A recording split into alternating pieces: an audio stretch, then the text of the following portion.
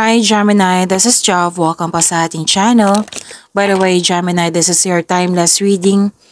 Gamitin ang reading na ito bilang gabay lamang kung naka-resonate kayo, comment down. Tandaan Gemini, ito ay channel reading. Kunin nyo lang po kung ano ang naka-resonate sa iyo. This is for you, Gemini.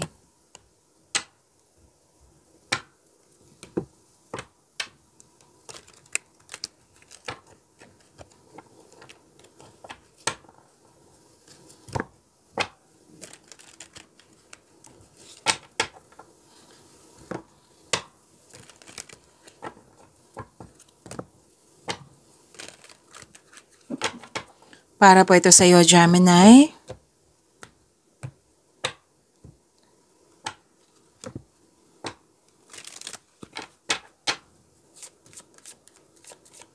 Message para kay Gemini.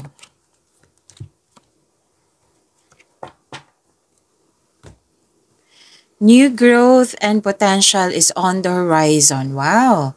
Reach out and embrace it. So sabi dito, may new beginning. Okay? Yung magkakaroon, sa new beginning na ito, magkakaroon ng growth. May potential na magiging successful. Basta po, bibigyan po siya ng aksyon at yakapin yung pagbabago. Okay? Kailangan ng aksyon po nito. So, ito ay parating na or pwedeng mangyayari na ngayon yung new beginning na sinasabi dito. This is about your growth and expansion. May potential po. So, galingan nyo, Gemini. Okay?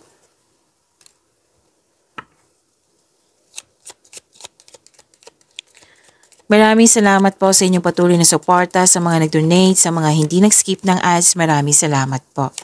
Sa mga hindi pa nag-subscribe, subscribe na po kayo at click bell notification para malaman nyo na may bago tayong video para updated kayo. Para sa mga gusto magpa-reading po, comment po kayo ng personal reading. Again, comment kayo ng personal reading and check my reply sa comment section.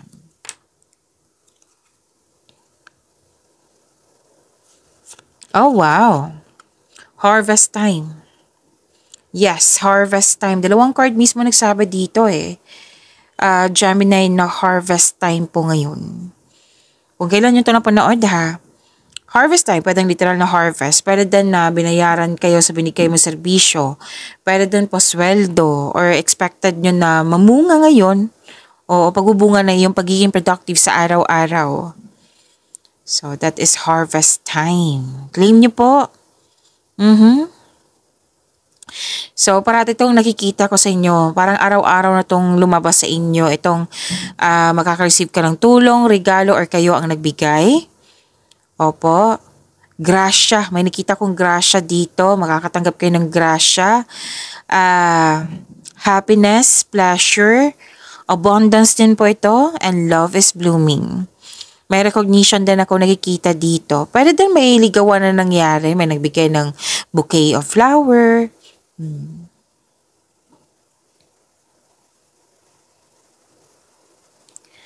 So, pwedeng may na-miss kang tao.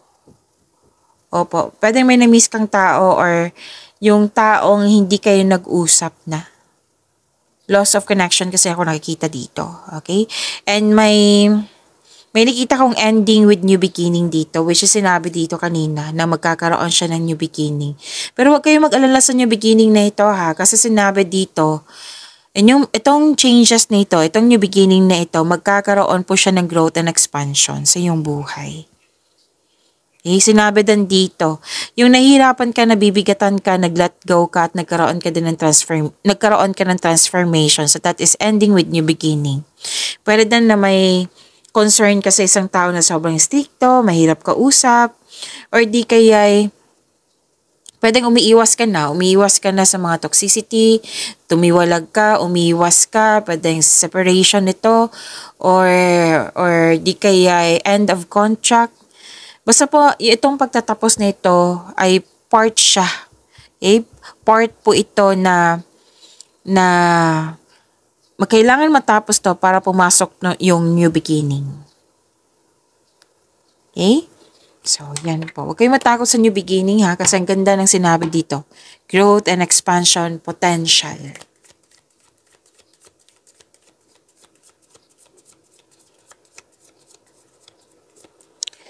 Spirits guide, ano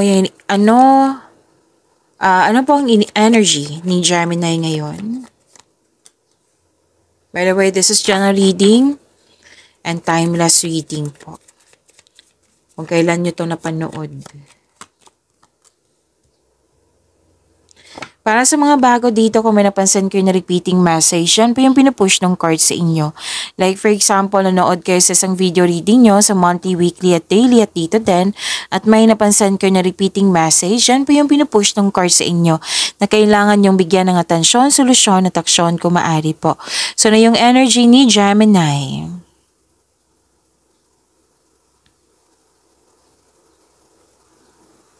Strong person, intellectual ambition to, magaling kayo sa mga ginagawa nyo, masusunod yung gusto mo, decision at ideas or plano mo, authority person po kayo, at you want to win at all cost, ginagamit mo ang katalinuhan mo o lohika para makamit ang tagumpay, gumagawa ka ng aksyon upang manindigan. So magtiwala sa inyong intuition ha, makinig sa inyong intuition, magtiwala sa inyong boses.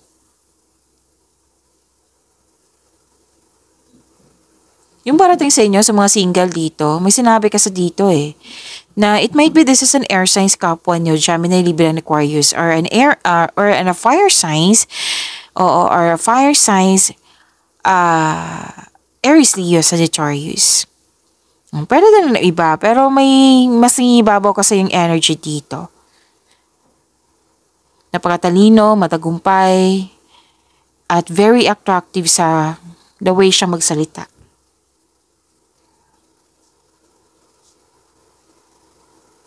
So more on ginagamit yung lohika ka sa emotion. Nagbigay ka ng mahabang pasensya.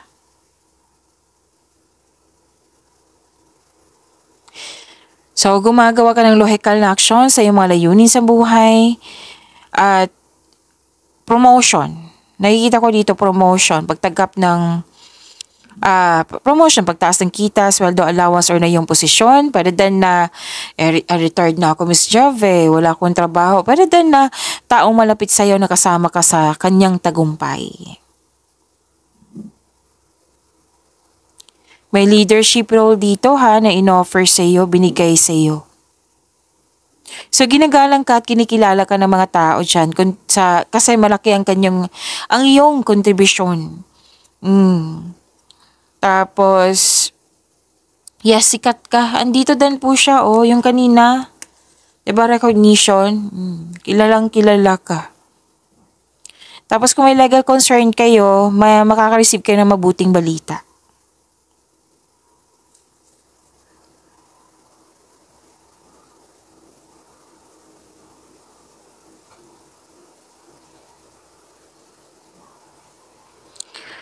Wow, this is celebration, special event. May nakita kong stability, what I meant is structure.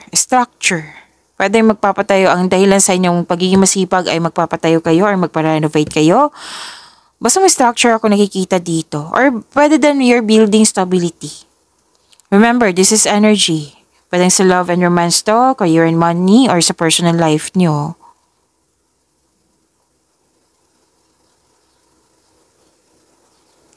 May gantimpala kang matatanggap, maaring mana ito. Another card ha, promotion po tong dalawang ito. Recognition din tong dalawang ito. So deserve nyo to, Gemini. Gusto mo magbakasyon, Gusto mo mag-rest day. Ang ilan dito, gusto nyo posibleng out of town ito. May ganap na celebration po, pagdiriwang na magaganap. Pwede din kasal ito, monthsary anniversary, or pagtatapos ng mga gawain po. Masaya masaya. Kasi may nakita talaga ako dito, engagement, kasal, honeymoon, or any kind of celebration na sobrang saya mo. Ang ilan dito gustong magsama na sa isang bubong.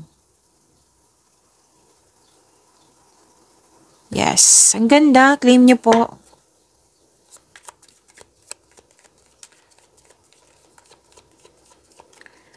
Spirits Guide, career and money po na Gemini.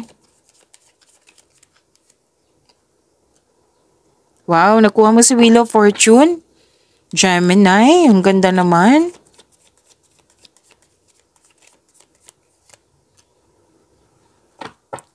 Wow, ang ganda naman sa career and money nyo, oh, Gemini.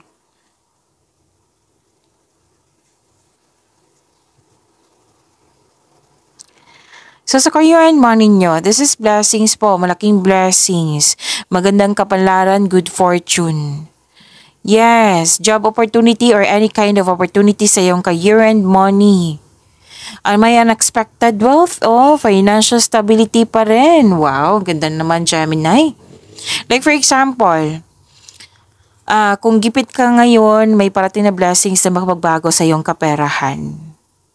Kung another example, kung jobless ka ngayon, kasi may job opportunity kanina dito.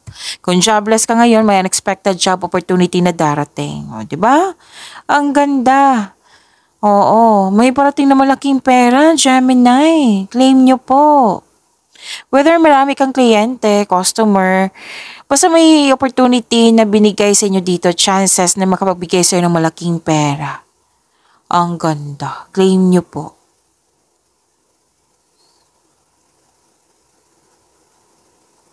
Mag-focus kayo sa makontrol nyo in order to find peace. Let go mo na ang hindi mo makontrol. Yun po ha, changes sa darating are blessings. You're moving from a painful cycle to happiness. Kung dati nahihirapan ka, ngayon hindi na, okay na. Embrace new beginning, which is sinabi ng card nyo dito kanina. Right? Ang ganda. This is good luck, good karma. Nakatadhana talaga to sa iyo. Kitang-kita ko yung happiness mo dito. Deserve mo to ha, Gemini. So, nag-clarify siya dito, yung harvest time. Ang ganda.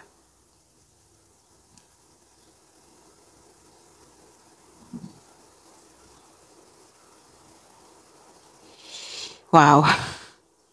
Gemini, puro wealth yung nakikita ko dito. Yaman. Mayaman ka.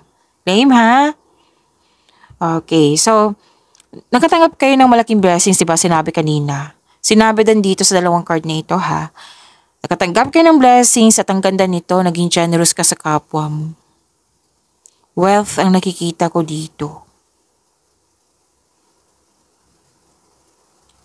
Ang taas ng tagumpay sa iyong kaperahan, tanggapin mo. At katatagan ay nasa iyong kamay na. Kumpante ka na eh. Wow. So may parating na kasosyo or magbigay ng puhunan sa iyo upang tulungan ka sa paggamit ng iyong layunin. Now, pwedeng material na bagay ito like money, na magbigay ng puhunan. Pwede. Pwede din moral support. Pwede din ideas. Ideas, gustong-gusto ko yan.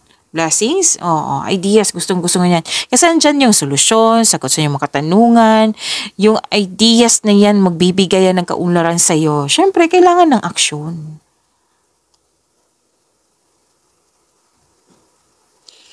Maasahan kayo sa buhay, mahusay kayo sa buhay, mahilig kayo magbigay ng tulong, lalo na sa pera, Gemini. Nasa posisyon kayo, oo. May ano dito, nasa posisyon si Gemini. Yung masusunod yung gusto mo, ideas, plano. Pwedeng negosyante kayo or nasa posisyon kayo sa kumpanya, boss, amo.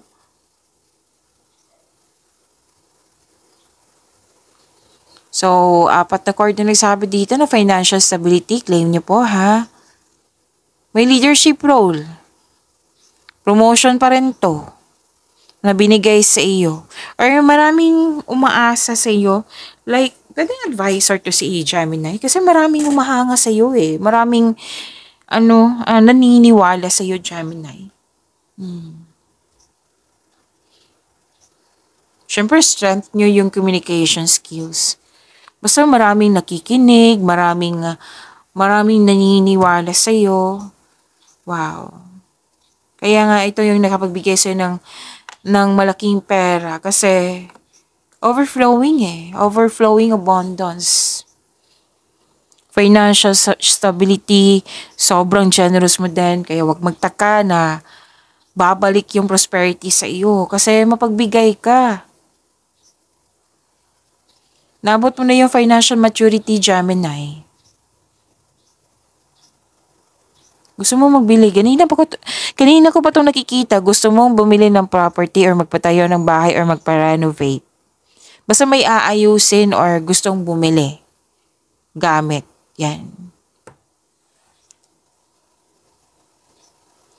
Andito na naman yung bakasyon, Gusto mo bumili ng regalo?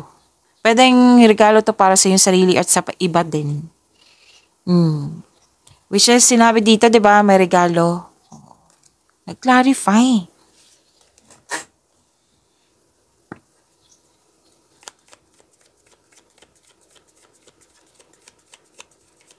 Spirits guide, ano po yung love life, self-love, partnership, and romance ni Gemini.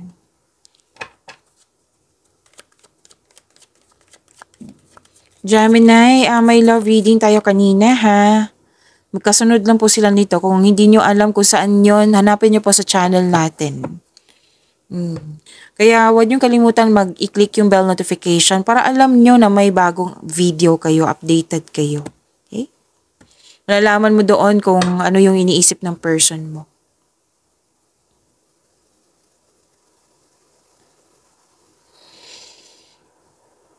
Okay, naging defensive si Gemini. Single ka man marelasyon sa buhay mag-asawa. Guarded din. Ayaw masaktan. Umiiwas ng away, ayaw masaktan. Pwede din sa mga single to, ayaw nyo magkaroon ng relasyon.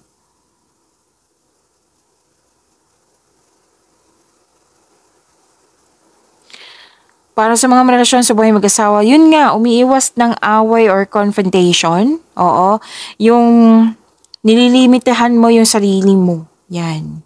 Para hindi nga masaktan.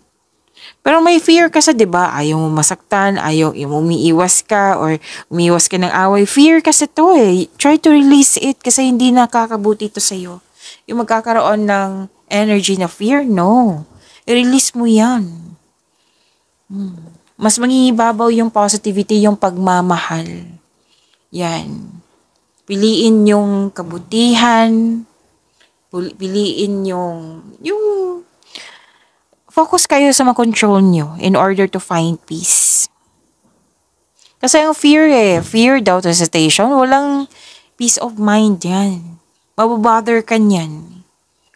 So, mas piliin yung pag-ibig, mas piliin yung maging mabuti sa iyong sarili, sa kapwa, mas piliin talaga. Focus on the good. Yan yung sabi dito.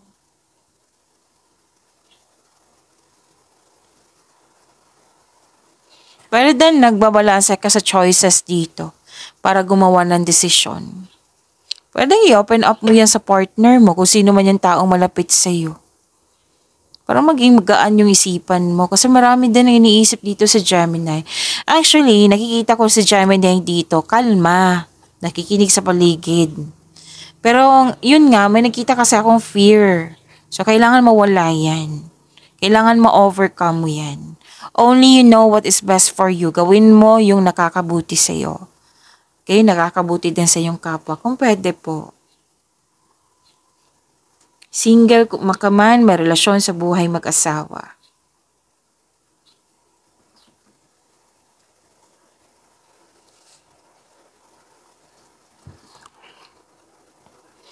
Okay, nakita ko dito nag-spend time ka sa mga taong nabigyan ng inspiration sa iyo and motivate sa iyo. This is good. This is good. Okay, sa mga single dyan, may sinasabi dito ngayong card na makakatagpo ka ng kapareha through friends connection. Pwede din sa party kasi may isa nakita kong party dito.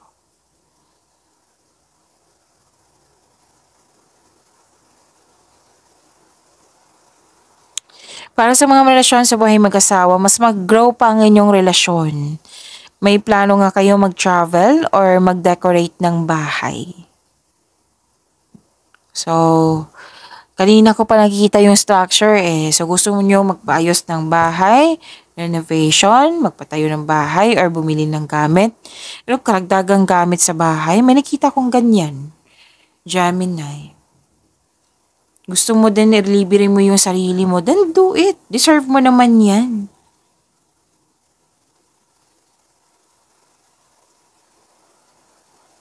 Kayong lahat, gusto nyo na magkaroon ng sense of stability. Ang dahilan sa inyong pagiging hard worker, sense of stability. Yung maging handa, yung properties nga, yung pag-level up nyo. Yan. Nag-iipon sa Gemini, oh. Pag-imanin niyo po yung blessings sa binigay sa inyo, Gemini. See you tomorrow. Maraming salamat.